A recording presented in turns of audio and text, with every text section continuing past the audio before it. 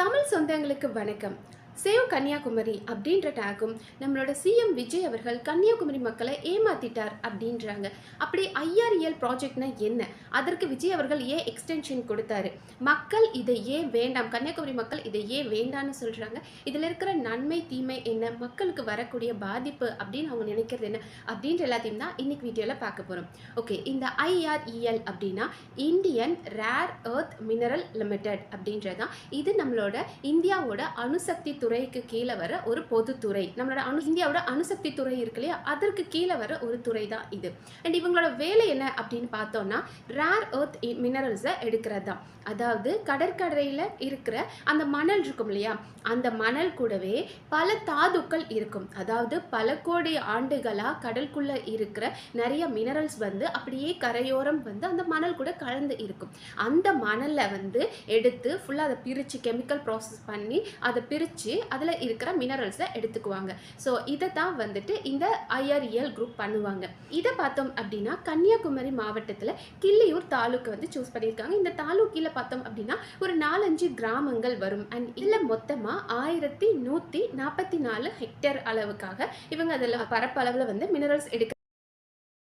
And இந்த ப்ராஜெக்டை பார்த்தோம் அப்படின்னா 2015 இந்த ப்ராஜெக்ட் ஆரம்பிக்கலாம் அப்படின்ற ஒரு டாக் வந்து 2020 அன்னைக்கு இருந்த தமிழ்நாட்டு கவர்மெண்ட் அதுக்கு ஒப்புதல் 2020 ஒப்புதல் கொடுத்தாங்க. 2021 இதுக்கான நில ஒதுக்கீடு, உங்களுக்கு இந்த இடத்துல வந்து இந்த நீங்கள் சுரங்கம் அமைச்சிக்கலாம் அப்படின்ற நில ஒதுக்கீடு கொடுத்தாங்க.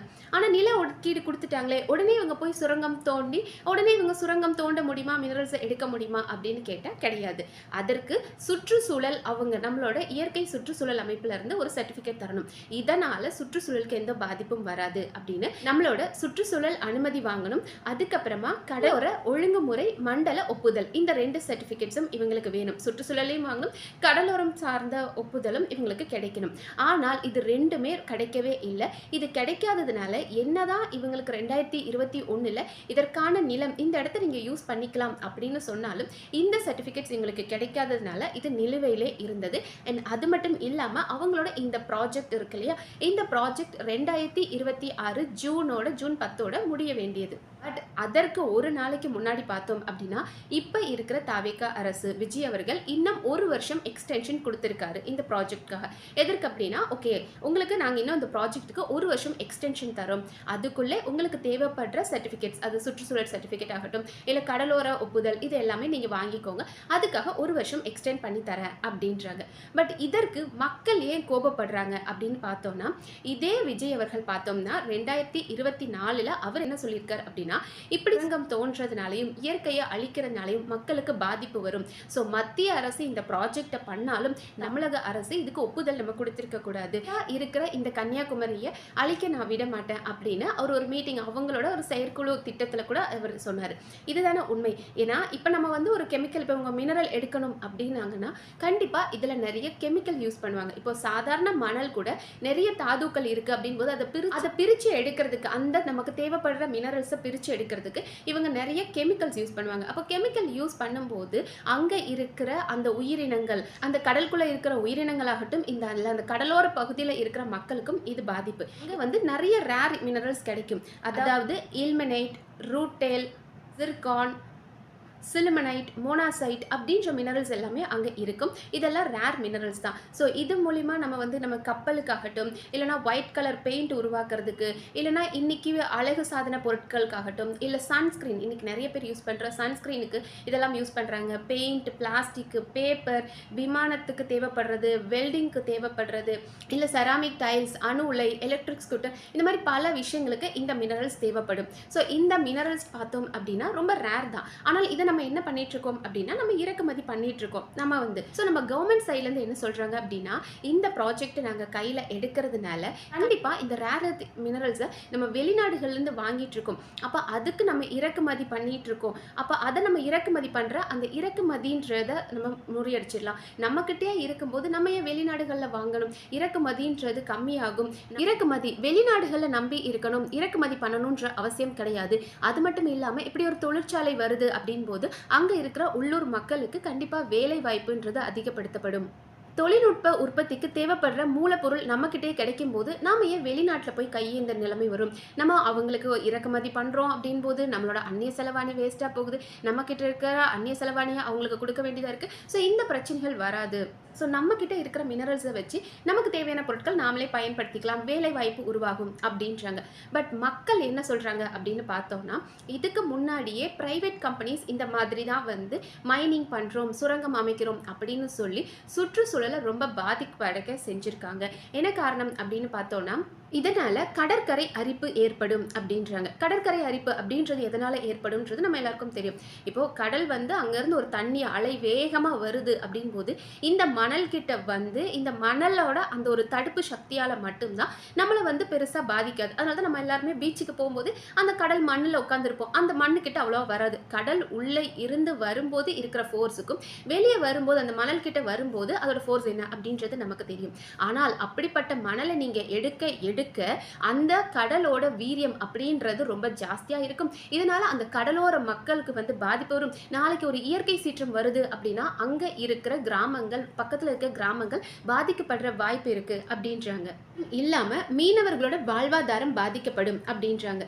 ஸோ டெஃபினட்டாக இப்போ அவங்க கடலுக்குள்ளே போய் இந்த மினரல்ஸை எடுக்கணும். அந்த கடலோர மணல் அப்படின்னா அங்கேருந்து மட்டும் இல்லை, உள்ளே இருந்தும் எடுப்பாங்க. அப்போ அந்த கடலோர மணலை அவங்க எடுக்கும்போது அந்த மணலை அவங்க எடுக்கும்போது அவங்க நிறைய கெமிக்கல்ஸ் யூஸ் பண்ணுவாங்க. அதை செப்பரேட் பண்ணணும், அந்த தாதுக்களை பிரித்து எடுக்கணுன்றதுக்காக நிறைய கெமிக்கல்ஸை யூஸ் பண்ணுவாங்க. அப்போ இதனால் அங்கே இருக்கிற மீன்களுக்கு பாதிப்பு ஏற்படும். யோசிச்சு பாருங்க, எவ்வளோ பெரிய ராட்சச வாகனத்தை கொண்டு போய் அங்கே இருக்கிற மணலை அகற்றுறதுக்கு அவங்க யூஸ் பண்ணுவாங்க. அப்போ ராட்சச வாகனங்கள் மூலியமாகவும் சரி, அவங்க யூஸ் பண்ணுற கெமிக்கல்ஸ் மூலியமாகவும் சரி, கண்டிப்பாக இருக்கிற மீன்களுக்கு பிரச்சனை வரும். ஸோ அப்போ அதை மீனவர்கள் நம்பி, இந்த மீன்கள் தான் தங்களோட வாழ்வாதாரம் அப்படின்னு நினைக்கிற மீனவர்களோட வாழ்வாதாரம் பாதிக்கப்படும் அப்படின்றாங்க. அடுத்ததா நிலத்தடி நீர் பாதிக்கப்பட வாய்ப்பு இருக்கு அப்படின்றாங்க. நிலத்தடி நீர் நம்ம எல்லாருக்குமே தெரியும். அதாவது இந்த கடல் நீர் உப்பா இருக்கும். ஆனால் மழை நீர் வருது இல்லையா, மேலிருந்து மழை பெய்யும் போது அந்த நல்ல நன்னீர் வந்து கடலோர மேல் பகுதியில் இருக்கும். உப்பு தண்ணி அப்படின்றது இன்னும் கீழ்ப்பகுதியில் ரொம்ப ஜாஸ்தியாக இருக்கும். ஸோ மழை பெய்யும் போது அந்த நன்னீர் மேலேயே தான் இருக்கும், உப்பு நீர் அடியில் இருக்கும். ஆனால் நாம் இப்படி ஒரு ராட்சச இயந்திரத்தை கொண்டு போய் அந்த தண்ணியை உள்ள இருக்க மணலை எடுக்கிறோம் அப்படின் போது அந்த நன்னீர் கெட்டு போய் உப்பு நீர் மாற வாய்ப்பு இருக்கு. நாளைக்கு நீங்க விவசாயத்துக்கு பயன்படுத்தும் போது அந்த உப்பு நீரோ இல்ல குடிநீருக்கு நீங்க ஒரு கிணறு தோண்டினாலும் உப்பு நீர் ஜாஸ்தியா போகும். நிலத்தடி நீர் அப்படின்றது பாதிக்கப்பட வாய்ப்பு இருக்கு அப்படின்னு இருக்காங்க. அதனால் கண்டிப்பாக சுற்றுச்சூழல் பாதிக்கப்படும் அப்படின்றாங்க. ஏன்னா இந்த ரேர் மினரல்ஸ் அப்படின்னு சொல்கிறோம் இல்லையா, இதில் மோனாசைட் அப்படின்ற ஒரு மினரல் இருக்குது. இதில் பார்த்தோம் அப்படின்னா இதுவும் ஒரு கடற்கரை கனிமம் தான். இதில் வந்து தோரியம் அப்படின்ற ஒரு மினரல் இருக்குது. இது ரொம்ப பவர்ஃபுல்லானது. இந்த தோரியம் எடுத்துக்கிட்டோம் அப்படின்னாவே இயற்கையாகவே ஒரு கதிர்வீச்சு இதற்கு இருக்குது. ஸோ இதை வந்து நம்ம எடுக்கும்போது கண்டிப்பாக ரொம்ப ஒரு சேஃப்டி ப்ரிகாஷனோட எடுக்கணும். ஏன்னா இந்த ஒரு தோரியத்தை நம்ம சுவாசித்தோம். இப்போ அங்கே வேலை செய்கிற அந்த சுரங்கத்தில் வேலை செய்கிற ஒரு மனிதரே எடுத்துக்கோமே, அவங்க இந்த தோரியத்தை தொடர்ந்து சுவாசிக்கிறாங்க. ஒரு ப்ராப்பரான மாஸ்க் இல்லை, ஒரு ப்ரிவென்ஷன் ட்ரெஸ் இல்லாமல் அவங்க தோரியத்தை ரொம்ப நேரம் சுவாசிச்சா கூட அவங்களுக்கு புற்றுநோய் வர வாய்ப்பு இருக்குது அப்படின்றாங்க. ஏன்னா அதில் இருக்கிற கதிர்வீச்சு ரொம்ப ஆபத்தானது. அப்போது இதை சுற்றி அங்கே உள்ள வேலை செய்கிறவங்களுக்கு பாதிப்பு இருக்கோ அதே மாதிரி அந்த சுற்றி இருக்கிற கிராமங்களை யோசிச்சு பாருங்க. ஸோ இப்படி இயற்கை கதிர்வீச்சு கொண்ட தோரியத்தை எடுக்கும்போது அதனால் பக்கத்தில் இருக்க அந்த கிராமங்களுக்கும் நிறைய வாய்ப்புகள். ஸோ அதனால் அங்கே பக்கத்தில் இருக்க கிராம மக்களுக்கு கண்டிப்பாக பிரச்சனை வரும் அப்படின்றாங்க.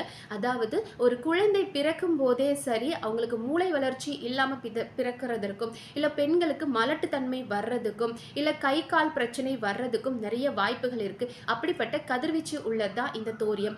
இதை நீங்கள் செப்பரேட் பண்ணி எடுக்கிறேன் அப்படின்னு சொல்லி இந்த கதிர்வீச்சால் இங்கே இருக்கிற மக்களுக்கு பாதிப்பு வரும் அப்படின்ற மாதிரி மக்களும் சரி, ஆர்வலர்களும் தன்னால ஆர்வலர்களும் பல பேர் சொல்லிட்டு இருக்காங்க. ஏன்னா இதற்கு முன்னாடியே நிறைய கம்பெனிஸ் வந்துட்டு, ப்ரைவேட் கம்பெனிஸ் வந்துட்டு நாங்கள் இவ்வளோ தான் எடுப்போம், அதாவது நாங்கள் வந்து ஒரு 1000 அடி தான் தோண்டுவோம் அப்படின்னு சொல்லிட்டு ஒரு லிமிட் வாங்குறது என்னமோ கம்மி, அதை விட ஜாஸ்தியாக ஒரு 2000-3000 அடிக்கு அவங்க தோண்டி அவங்களுக்கு தேவையான மினரல்ஸை எடுக்கிற அப்படின்னு சொல்லி மக்களை அழிச்சிட்டு இருக்காங்க. அதுக்கப்புறம் தான் இது ப்ரைவேட்டாக வேண்டாம், ப்ரைவேட் கம்பெனிக்கு கொடுக்க வேண்டாம், கவர்மெண்ட்டே பண்ணுவோம் அப்படின்றதான் இந்த IREL ப்ராஜெக்ட். ஆனால் கவர்மெண்ட் சைட்லேருந்து என்ன சொல்கிறாங்க அப்படின்னு பார்த்தோன்னா, நீங்கள் ப்ரைவேட் கம்பெனிஸ் வந்தால் தான் பயப்படணும். அவங்க தான் லிமிட்டை தாண்டி, இப்போ நம்ம ஒரு 1000 அடி தோண்டணும் அப்படின்னா அவங்க 3000-4000 அடி தோன்றாங்கன்னு நீங்கள் பயப்படுறீங்க.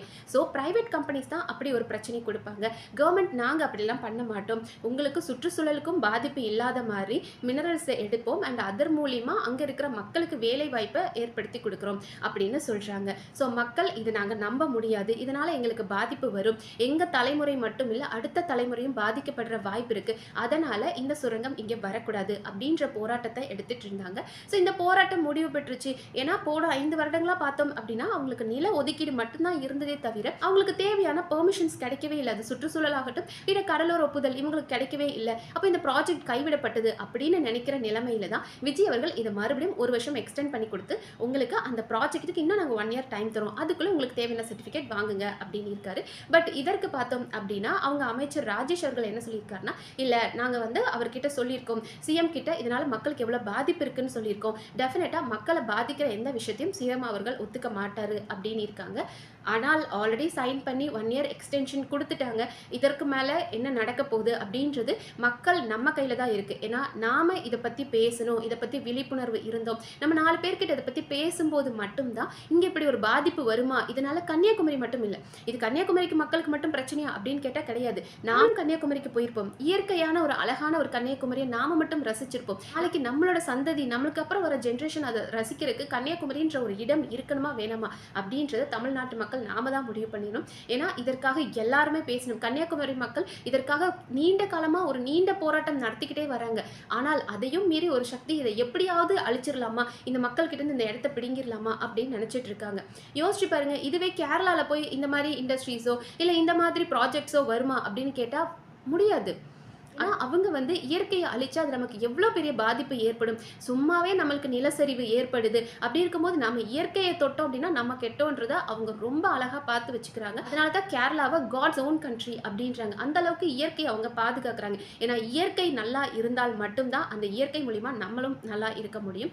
ஸோ அதனால் இந்த விஷயத்தை பற்றி நம்ம எல்லாரும் தெரிஞ்சுக்கணும். இதுதான் ஐஆர்இஎல் ப்ராஜெக்ட். IRL ப்ராஜெக்ட் வந்து கவர்மெண்ட் நாங்கள் பண்ணுறோம், அதனால உங்களுக்கு எந்த பிரச்சனையும் வராது, நாங்கள் இருக்கோம், நாங்கள் பார்த்துக்கிறோம் அப்படின்னு கவர்மெண்ட் சொல்கிறாங்க. பட் இல்ல இவங்களை நம்ப முடியாது, இதனால மக்களுக்கு பாதிப்பு வரும் அப்படின்னு மக்கள் இதற்கு போராடுறாங்க. இதை பத்தின உங்களோட ஒப்பீனியன் என்ன அப்படின்றத கமெண்ட் செக்ஷன்ல சொல்லுங்க. அண்ட் இது மாதிரி வீடியோஸ் தெரிஞ்சுக்கிறதுக்கு நம்ம சேனலை சப்ஸ்கிரைப் பண்ணி சப்போர்ட் பண்ணுங்க. நன்றி.